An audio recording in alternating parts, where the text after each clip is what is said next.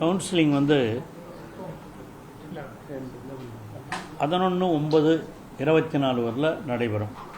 குறிப்பாக இந்த கவுன்சிலிங் 22/7/2024 துவங்கவிருக்கிறது.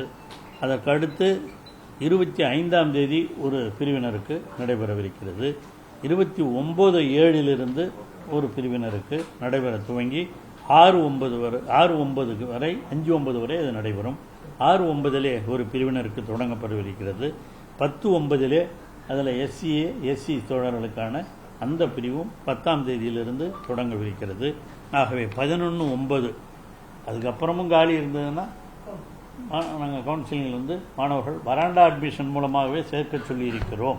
அது இங்கே பொறியியல் கல்லூரியாக இருந்தாலும் அரசு கலைக்கல்லூரிகளாக இருந்தாலும் இது போன்ற குறிப்பாக இந்த மெரிட் படி கம்யூனல் கோட்டாப்படி நிரப்பட்டுவிட்டு அதற்கு மேலும் காலி இடங்கள் இருக்குமானால் மாணவர்கள் விரும்புவார்களேயானால் அவர்களுக்கு வராண்டா அட்மிஷன் மூலமாகவும் கொடுப்பதற்கு ஏற்பாடு செய்யப்பட்டிருக்கிறது.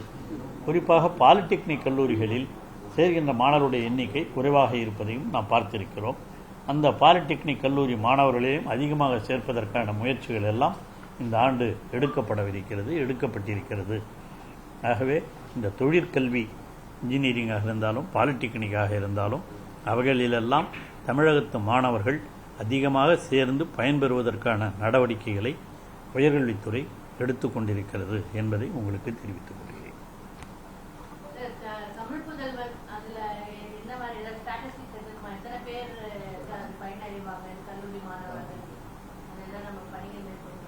இந்த ஆண்டு தான் வரும். அது தமிழ் புதல்வன் அரசு பள்ளிகளில் 6 முதல் 12ஆம் வகுப்பு வரை படித்த அரசு பள்ளிகளிலே தேர்ச்சி பெற்ற மாணவர்களுக்கு இதுவரையில் மாணவியர்களுக்கு புதுமைப்பெண் திட்டத்தின் மூலமாக இருந்தது. இந்த ஆண்டிலிருந்து ஆண்களுக்கும் தமிழ் புதல்வன் திட்டத்தின் மூலமாக அவர்களுக்கும் மாதம் 1000 ரூபாய் கொடுக்கப்படும் என்று அறிவிக்கப்பட்டிருக்கிறது.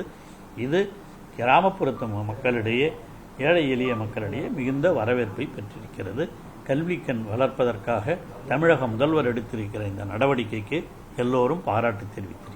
சேலம் பெரியார் பல்கலைக்கழக திருமதி அப்பாயின்மெண்ட் பண்ணியிருக்காங்க. நீங்கள் சட்டசபையிலே ஒரு தடவை சொல்லியிருந்தீங்க, அவரை திரும்ப நியமிக்காதற்கு என்ன நடவடிக்கை எடுக்குமோ அந்த நடவடிக்கை தான் அரசு எடுக்குன்னு சொல்லியிருக்கீங்க. இப்போ திரும்ப வேறு அப்பாயின்மெண்ட் பண்ணியிருக்காங்க. அவர் மீது நீதிமன்றத்திலேயே வழக்கு இருக்கிறது. அது முடிவதற்கு முன்பாக அவர் மீண்டும் பதவி நீட்டிப்பு கொடுக்கப்பட்டிருக்கிறார். இந்த கேள்வி நீங்கள் ஆளுநர்கிட்ட போய் கேளுங்க.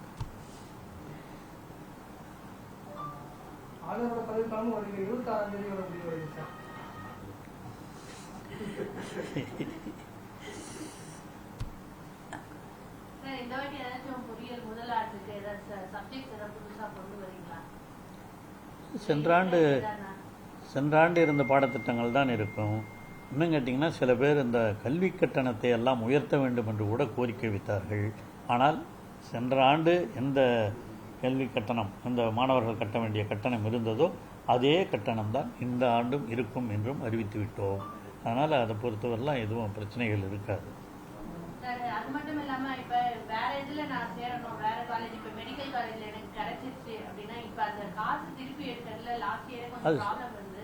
இந்த வாட்டியும் நீங்க இவங்களுக்கும் சொல்லிடுவீங்களா? எல்லாம் கொடுத்துட்டோம். நம்ம சென்றாண்டே இது அமுல்படுத்தப்பட்டு சென்றாண்டே இந்த மாணவருடைய கோரிக்கையை ஏற்று முதல்வர் அவரிடம் சொல்லி முதல்வர் அவர்களும் சொல்லிட்டாரு.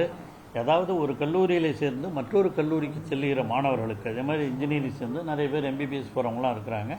சென்றால் அவர்களுக்கு இந்த பொறியியல் கல்லூரியிலே முதல்ல சேர்ந்த கல்லூரியிலே கட்டிய கட்டணம் திருப்பி கொடுக்க வேண்டும் என்று சென்ற ஆண்டே முதல்வர் அவர்கள் அறிவித்து ஆணையிட்டிருக்கிறார்கள். அந்த அடிப்படையில் எல்லா கல்லூரிகளிலேயும் அவர்கள் மாணவர்கள் சேர்ந்து விட்டாலும் கூட மருத்துவக் கல்லூரியிலோ மற்ற கல்லூரிகளிலோ பெரும்பாலும் அக்ரி அந்த மாதிரி மெடிக்கல் இந்த மாதிரி கேட்குறவங்களாம் இருக்காங்க. அந்த மாதிரி செல்லுகிற மாணவர்களுக்கு அவர்கள் முதலிலே இந்த கட்டணம் சேர்ந்திருந்தாலும் அந்த கட்டணம் அவர்களுக்கு திருப்பி அளிக்கப்படும் என்று சென்ற ஆண்டு முதலே அது நடைமுறையில் இருக்கிறது. ஏதேனும் இங்கேனும் பிரச்சனைகள் வருமானால் அது குறித்து அரசுக்கு கவனத்திற்கு வருமானால் உரிய நடவடிக்கை எடுக்கப்படும்.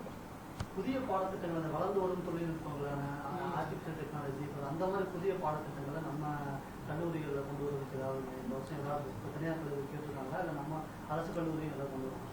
இல்லைங்க, முதல்ல தமிழக முதல்வர் அறிவித்த அந்த நான் முதல்வன் திட்டத்திலேயே பல்வேறு புதிய பாடத்திட்டங்கள், மாணவர்களுக்கான பயிற்சி, கல்லூரிகள் மட்டுமல்ல மற்ற கல்லூரிகள் பள்ளி அளவிலிருந்தே பள்ளிக்கூடத்திலே படிக்கிற மாணவர்களுக்கு இருந்தே அந்த நான் முதல்வன் திட்டத்திற்கான பயிற்சிகள் எல்லாம் அளிக்கப்பட்டு அதன் மூலமாக நான் முதல்வன் திட்டத்திலே வேலைவாய்ப்பு பெற்றவர்கள் எத்தனை பேர் இப்போ வெளிநாடுகளுக்கெல்லாம் கூட சென்று வந்திருக்கிறார்கள்.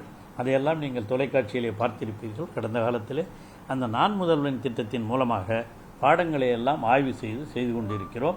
ஆகவே இப்போ சமீபத்தில் படிச்சிருப்பீங்க, சென்னை பல்கலைக்கழகத்திலே கூட ஒரு பாடம் என்னத்தையோ புகுத்தி அதை நிறுத்தி இருக்கிறார்கள். லா காலேஜில் பாடத்தில் என்ன பாடம் கொண்டாந்தாங்க, மனுஸ்மிருதி பாடத்தை கொண்டாந்து அதையும் நிறுத்தி இருக்கிறார்கள் என்பதெல்லாம் பார்த்திருப்பீர்கள். ஆகவே தமிழகத்தை பொறுத்தவரையில் தமிழகத்தினுடைய கல்விக் கொள்கை என்பது நிச்சயமாக மாணவர்களுக்கு புதிய பாடத்திட்டங்கள், தொழில் வேலைவாய்ப்புகள், வெளிநாடு செல்வதற்கான வாய்ப்புகள் இவைகளையெல்லாம் வளர்க்கிற அளவிற்கு வெளிநாடுகளோடும் தொடர்பு கொண்டு, குறிப்பாக இங்கே இருக்கிற பல்கலைக்கழகங்கள் எல்லாம் வெளிநாட்டு பல்கலைக்கழகங்களோடும் தொடர்பு கொள்வதற்கான வாய்ப்புகளையும் நாங்கள் உருவாக்கி கொடுத்திருக்கிறோம். பல பல்கலைக்கழகங்கள் கோவையிலே இருந்து இங்கே இருக்கிற அண்ணா பல்கலைக்கழகமாக இருந்தாலும் அவைகளெல்லாம் வெளிநாட்டு பல்கலைக்கழகங்களை வரவழைத்து அவர்களோடும் தொடர்பு கொண்டிருக்கிறார்கள். அது மட்டுமல்ல, நீங்கள் கேட்டதைப் போல பாடத்திட்டத்தை வளர்க்க வேண்டும் என்ற உணர்வோடு தொழிற்சாலைகள் நடத்துகிற தொழிற்சாலைகளிலே கூட இங்கே மாணவர்கள் சென்று பயிற்சி பெறுவதற்கும், தொழிற்சாலைகளிலே இருப்பவர்கள் இங்கே வந்து பாடம் எடுப்பதற்குமான ஏற்பாடுகள் எல்லாம் செய்யப்பட்டிருப்பது. இது கடந்த 2 ஆண்டுகளாகவே தமிழக முதலமைச்சர் கட்டளையின்படி வேலைவாய்ப்புகளை அதிகரிப்பதற்காகவும் மாணவருடைய பொறியியல் கல்வித்திறனை வளர்ப்பதற்காகவும் எடுக்கப்பட்டிருக்கிற நடவடிக்கைகள்.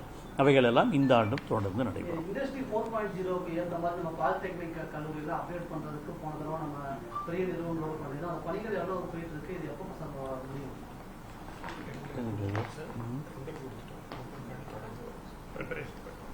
அதற்கான டெண்டர் எல்லாம் விடப்பட்டிருக்கிறது. வெகு விரைவில் அது செயல்படுத்துவதற்கான எல்லா ஏற்பாடுகளும் செய்யப்படும்.